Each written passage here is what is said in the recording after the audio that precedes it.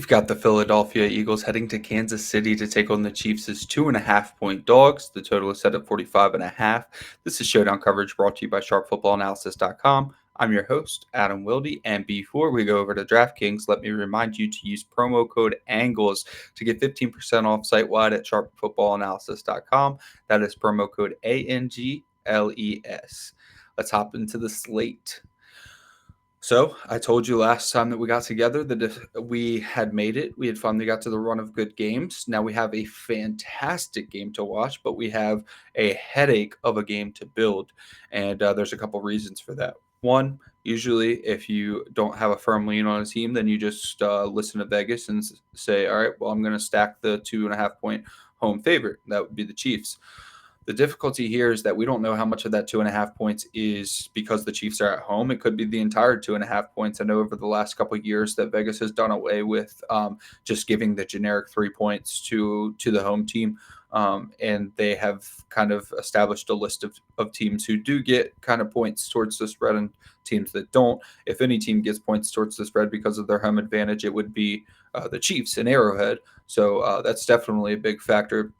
Another thing is this game is so up in the air that if you do stack the Eagles instead of the Chiefs, you do put yourself at a little bit of a strategic advantage as far as being contrarian, because if you look at pricing, which we will here soon, you'll see that the Chiefs are much easier to stack. The reason for that is because they have multiple min price options or low price punt options that will actually fit. That's Noah Gray, that's Justin Watson, same guys every time.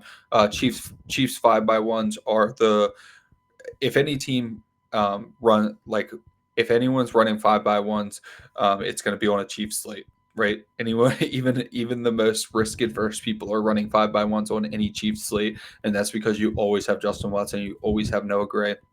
Guys like that, MVS is cheap enough to consider on a lot of occasions too. Guys like that, it's just so easy to stack their top options. Like you can always include Mahomes, Pacheco, Kelce, and then like two of Noah Gray and Justin Watson and those guys. So that's how it always works. So that's how it's going to work on this slate too. A lot of people aren't going to care that it's the Eagles. They're going to just stack what fits in their optimizers, and that's going to be Chiefs slates or Chiefs one slots. So that being said, if you have a lean kind of like I do on the Eagles in this game, I do think on paper and probably in reality, I think that the Eagles are the much better team at this point. I guess much is relative, but better enough to where I think they could have actually been the 2.5-point favorites. But I digress there. It doesn't really matter. It's actually kind of good that they're the underdogs because it's going to make it a better angle for us to stack the Eagles if we choose to do so. But let me show you what DraftKings did here to make this slate such a headache. All right, so Patrick Mahomes is $200 more than Jalen Hurts. AJ Brown is $200 more than Travis Kelce. That means that the primary stack for both teams are the exact same cost, and they project almost exactly the same, right? So you dictate where your whole lineup goes when you play two of those guys. Very seldom are you going to go Patrick Mahomes and AJ Brown. Very seldom are you going to play Jalen Hurts and Travis Kelce. The reason is because when you spend so much money on your quarterback, it's really difficult for the quarterback to get there without a top receiver. The caveat there is that Jalen Hurts could probably make value without AJ Brown, but if Jalen Hurts brings multiple receivers along with him as the optimal captain, it's going to be difficult for him to do that without AJ Brown. So it's not really a situation where you feel comfortable having Jalen Hurts at captain with like DaVonta Smith. A caveat to that caveat is that Dallas Goedert is out, so you do have Stoll playing as the starting tight end for very cheap. So if you needed to, you could play Jalen Hurts at captain with DaVonta Smith, Stoll. Technically, you double stack Jalen Hurts, but really you're kind of looking for rushing upside there in that scenario. And that's an instance where you could play Travis Kelce. And because so few people are going to play Jalen Hurts at captain with Travis Kelce or Patrick Mahomes at captain with AJ Brown, it's a really good opportunity to get unique there at the top, which usually it's very hard to get unique with the like obvious options. So we have that advantage there. You could start your lineups. Theoretically, with Patrick Mahomes, I guess you could do it too because some teams have had success against Travis Kelce this year. We have to figure out if Taylor Swift's going to be at this game or not, so we know if we can get away with this. But theoretically, you could play Patrick Mahomes at captain and play 3 of the mid to low priced options, and then fit AJ Brown too. But it's just not as appealing as Jalen Hurts at captain with Travis Kelce. If you're building in a rushing game for Jalen Hurts, I wouldn't feel super comfortable going with like Quez Watkins, AJ Brown, and or not Quez Watkins, sorry, Jalen Hurts, DeVonta Smith, Julio Jones, and Stoll or something like that. It's just too much. Jalen Hurts is probably not going to have a huge passing game unless it incorporates AJ Brown. All right, so now we get past that. That's the bulk of the decision making. You have to figure out, are you going to be in on the Eagles or in on the Chiefs? Because basically, once you incorporate one of those quarterbacks at captain, you're saying they're going to win. It's not going to be very often that your captain quarterback is going to be on the losing side of the game. So that brings you down there to DaVonta Smith, who has 9,000, a little bit higher. We kind of have been spoiled with DaVonta Smith because he's usually like 8,000 to 8,800. Now he's finally in the $9,000 range, and he's far less consistent than AJ Brown, but he's demonstrated a similar ceiling. I mean, we've had 180-yard games out of DaVonta Smith in the past, maybe not this year, but he's had some games where he's hit the 100-yard bonus this year as well. And the fact that he's only $600 more than DeAndre Swift, who is going to be the preferred running back on this slate, it makes a lot of sense to go with DaVonta Smith, especially since once you start building these lineups and seeing what the optimizers are spitting out, you're going to notice that the optimizers really like 4-2 with the Chiefs, with only bringing back Swift and Jalen Hurts.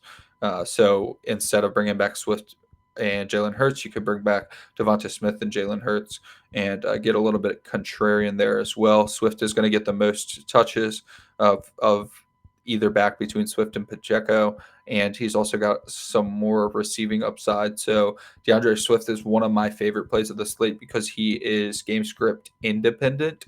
So he will be involved in the passing game or the run game, depending on how the game goes. And as we know, this game can turn like the first half could be favorable game script for a rushing day for Swift. And then the second half, the Chiefs are playing catch up, right? So in that instance, you want Swift just because he's all encompassing like Austin Eckler is, except he's only 8,400. So he fits super well in every build. And he's just someone that, if you are kind of trying to ride the fence in this game, then you should just be overexposed to DeAndre Swift. Rashee Rice is also a tough name to click on. You see right there the 32 next to opponent rank. That's always fun to look at and think about how much stock people put into it, just like the first place next to Pacheco. We'll see how much people put stock into that too. But either way, so Rashee Rice is getting a little bit more expensive than we've been comfortable with. He's pretty much good for a big play game. It just depends if that big play ends up being a touchdown. Because if he doesn't catch a touchdown, he doesn't have the volume to really, become the optimal captain or anything like that. I would take chances on him in large field tournaments at captain because he is so cheap and he allows you to maybe squeeze in one more top tier option if you do go with him at captain. But he has to catch a touchdown in that scenario. He's just he's not your Keenan Allens of the world. Maybe he will be one day, but on 6 targets, he's just not going to be able to get there. That brings us down to Pacheco, who is going against the best rush defense in the league. It happens to coincide with the first place tag that DraftKings slides in right there. It's going to be a tough sledding, but if anybody's going to really make an impact against such a tough defense, it's going to be somebody who plays the style of football that Pacheco does play. So I don't know that I put a ton of stock into how the matchup shakes out between Pacheco and the Eagles, just because there's not a ton of rushers that are going to relentlessly rush for a very impactful 2 yards over and over and over until they break a 20-yard gain the way that Isiah Pacheco does week in and week out. So I guess, a little bit of football guy intuition there, but it just seems to make sense to me that if Pacheco is going to be rostered lower than he probably should be, then I'm just going to ignore the fact that he's playing the league's toughest rush defense, get a little contrarian there, and just trust that it's a tough matchup for the Eagles, just like it's a tough matchup for the Chiefs. So Dallas Goedert will be out. That's going to take us down just a little bit. Jerick McKinnon at 5,600. Even if the game gets into like a passing situation, Jerick McKinnon, he's the reason he's so expensive is because he scores touchdowns on a pretty high clip. But other than that, his involvement's just too low. Even his fantasy points per game is propped up because he scores touchdowns on such a regular basis. But I mean, if he doesn't score a touchdown, he's not making 56. I mean, he's not even going to 2x that 99% of the time. So he always ends up having like 20% roster percentage, and it only makes sense when he scores touchdowns. So I'd rather go with Kenneth Gainwell at 4,400. If this game gets away from the Eagles, Kenny Gainwell will get involved in the passing game. And he's also been utilized at the goal line periodically. So he would be my preferred, like, not quite a punt, right? Because he's a little too expensive, but kind of contrarian option. And then Kadarius Toney is really difficult at 4,200 because he does have a good matchup, but his volume's bad. His snap share's bad. The only thing that's good is his targets per route run is really high. Like, when he's in the game, he's going to get targeted. He's just not in the game a lot. And then when he does get targeted, unfortunately, at least this season, he's had 2 to 3 games where he's just been, for lack of a better term, abysmal. He's just played really, really bad football at points this year. We know he can be electric, and the Chiefs obviously know he's electric because his targets per route run is always really high, but they just can't seem to get him on the field in any meaningful capacity because of he just can't be trusted. So it's easier to go with Skyy Moore at 3,400. It's not nearly as exciting, but you're going to get pretty much the same involvement, but you get to save $800. That is very important on this slate to save. Jake Stoll is going to be the starter. He's 3,200. So DraftKings kind of already knew that Dallas Goedert would be out, but 3,200 is still plenty for him. And it actually is kind of nice because he's not going to be rostered 60% of the time in large field, small field, everything, because he's not min price. So it's actually kind of nice that he's 3,200. It actually makes you think about it. It makes you not plug him into every single lineup, but he is a nice option for Jalen Hurts stacks if you're going to go in. If you're going to go in on the Eagles and you want to fit Patrick Mahomes and a receiver, then you're going to need to pay down for like Stoll and probably Noah Gray or Justin Watson, something like that. MVS at 3,000, Mecole Hardman at 2,800. Pretty much the same thing as the other guys, honestly. They can't trust any of these receivers. None of the receivers have had reasonable volume.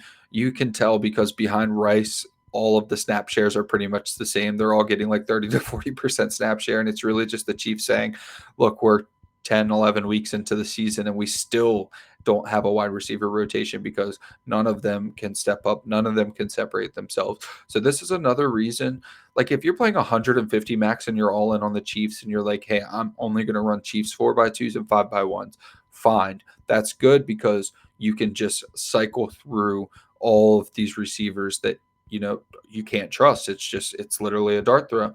But when you're playing smaller field stuff, you're playing your 3 maxes, even your 20 maxes, it just makes sense to play the Eagles because you're getting the contrarian edge already.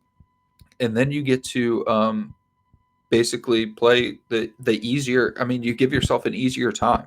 So it might go against what you typically do or what I typically do, which is I'll trust Vegas and go with the home favorite normally, but it just feels so much better to stack the Eagles, in my opinion, even though projection wise, it's going to look better to stack the Chiefs.